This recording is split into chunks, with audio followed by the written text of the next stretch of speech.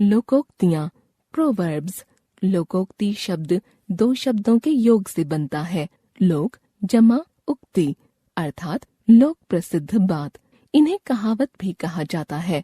वाक्य में प्रयोग करने पर लोकोक्ति का रूप नहीं बदलता, वह ज्यों की त्यों प्रयोग की जाती है। इसका प्रयोग स्वतंत्र रूप में अधिक किया जाता है।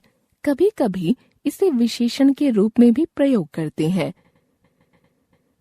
कुछ प्रमुख लोकोक्तियाँ, उनके अर्थ और वाक्य प्रयोग। लोकोक्ति अर्थ, वाक्य प्रयोग। अंधों में काना राजा, मूर्खों में थोड़ा समझदार भी सम्मान पाता है। पूरे गांव में रूपेश के पिताजी ही 8वीं पास हैं। वे तो अंधों में काना राजा के समान हैं। अब पछताए होत क्या, जब चिड़ियां चुग गईं खेत। समय निकल जाने पर पछताना व्यर्थ है। अखिल ने पूरे साल पढ़ाई की पर ध्यान नहीं दिया और परीक्षा में फेल हो गया। अब रोने से क्या लाभ है। किसी ने ठीक ही कहा है, अब पछताए होत क्या, जब चिड़ियां चुग गईं खेत। अधजल गगरी छलकत जाए। कम गुण वाला व्यक्ति अधिक दिखावा करता है। साहिल थोड़ी सी अंग्रेजी पढ़कर कितना बनता है, सच ही है। अधजल गगरी छलकत जाए। आम के आम गुठलियों के दाम, दुगना लाभ। हिंदी भाषा पढ़ने से नई भाषा के ज्ञान में वृद्धि होगी, साथ ही साहित्य भी पढ़ पाएंगे। यह हुआ आम के आम गुठलियों के दाम। ऊंची दुकान फीका पकवान, केवल ऊपरी दिखावा करना। जितने बड़े शोरूम खोल रखे हैं, सामान उस स्तर का नहीं मिलता। यह तो वही हुआ, ऊंची दुकान फीका पकवान। ऊंट के मुंह में जीरा। अधिक की क्षमता वाले को थोड़ा देना। शेर के लिए खरगोश का शिकार ऊंट के मुंह में जीरे के समान है। एक और एक 11 होते हैं। एकता में शक्ति होती है। मिलजुल कर कार्य जल्दी हो जाता है। सही कहा गया है।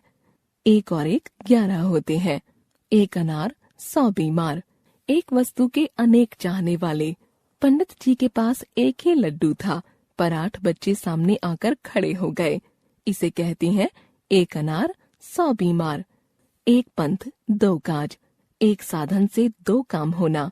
जब हम परीक्षा देने के लिए आगरा गए थे तो ताजमहल भी देख आए थे। इसे कहते हैं एक पंथ 2 काज। खोदा पहाड़ निकली चूहिया। अधिक परिश्रम पर बहुत कम लाभ। अनुज ने ज्योतिष के बताने पर खजाने के लालच में पूरे बगीचे की खुदाई कर डाली, लेकिन उसे एक टूटा हुआ घड़ा मिला। इसे कहते हैं खोदा पहाड़ निकली चूहिया। घर का भेदी लंका ढाए। आपसी बैर से भेद खोलना। पुनीत की शिकायत उसके भाई मोहित ने ही की थी। सच ही है, घर का भेदी लंका ढाए। चिराग तले अंधेरा। अपनी बुराई न दिखाई देना। वे हमें तो उपदेश देते हैं, पर अपने बच्चों पर उनका रोब नहीं चलता है। इसे कहते हैं चिराग तले अंधेरा। चोर की दाढ़ी में तिनका। दोषी व्यक्ति अपने दोष के कारण स्वयं भयभीत रहता है। सोहन अपनी बात बार बार बदल रहा है तथा सही बात नहीं बता रहा। इससे लगता है वही दोषी है। यह तो वही बात हुई, चोर की दाढ़ी में तिनका। जिसकी लाठी उसकी भैंस। शक्तिशाली की जीत होती है। गरीब की कौन सुनता है। यहाँ तो जिसकी लाठी उसी की भैंस है। जल में रहकर मगर से बैर। किसी के आश्रय में रहकर उसी से दुश्मनी। मोहल्ले में रहना है तो नेताजी की बात सुननी पड़ेगी। जल में रहकर मगर से बैर तो नहीं रखा जा सकता। जो गरजते हैं वे बरसते नहीं। अधिक डींग मारने वाले कम कार्य करते हैं।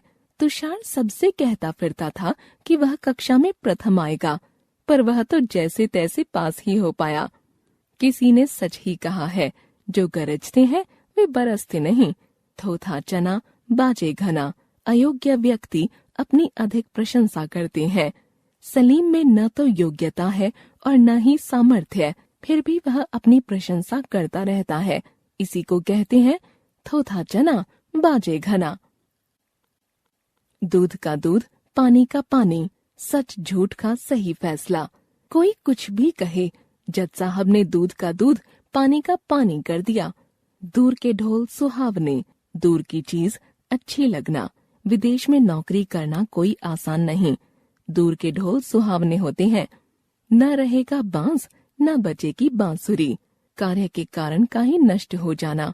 सुमंत ने मोटरसाइकिल की रोज रोज की मरम्मत से तंग आकर उसे बेचने का निर्णय ले लिया। ठीक ही है, न रहेगा बांस न बजेगी बांसुरी।